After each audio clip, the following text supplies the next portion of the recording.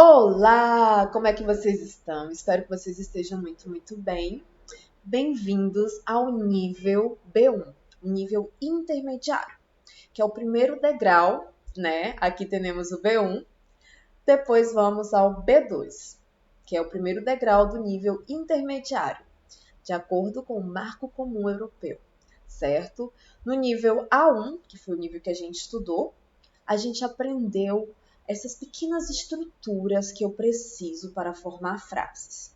Aprendemos noção de plural singular, os artigos, lo, possessivos, demonstrativos, a preposição e verbo. A gente aprendeu o presente do modo indicativo, os verbos regulares e irregulares e as perífrases de gerúndio. Tudo isso para que eu possa me comunicar, fazer pequenas frases em espanhol. O nível A2 vocês estudaram com a Prof. Lores e agora nos toca estudar o nível B1. Então, assim, o que eu preciso saber no nível, e falar espanhol-português no nível B1? Bom, então aqui a gente tem a descrição do nível, tá? Então, vamos aumentar aqui para vocês poderem ler direitinho. E me passei a hora. Então, o que é o nível B1 intermediário? É o primeiro degrau do nível intermediário. Então, você precisa ser capaz de compreender os pontos principais de textos claros em língua estándar. O que quer dizer isso? Em língua padrão, que é o espanhol que a gente está aprendendo aqui.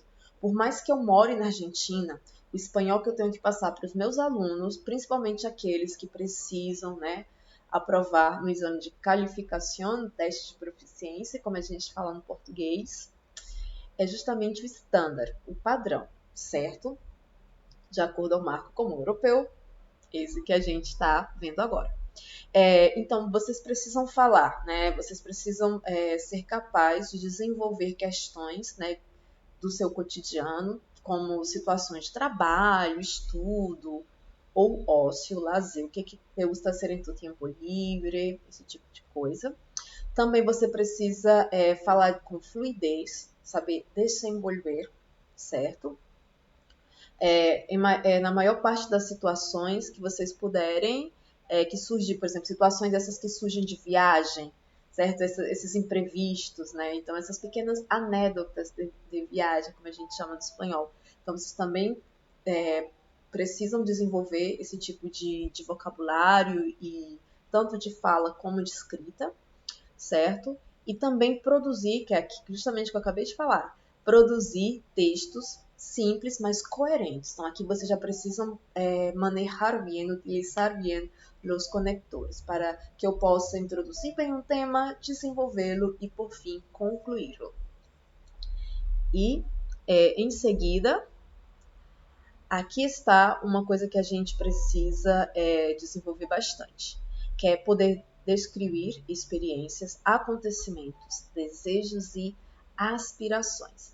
Vamos destacar esses desejos e aspirações. Então, a gente já estava saindo de um nível, né, que a gente só precisa, por exemplo, formar pequenas frases. Mi color predilecto es el verde.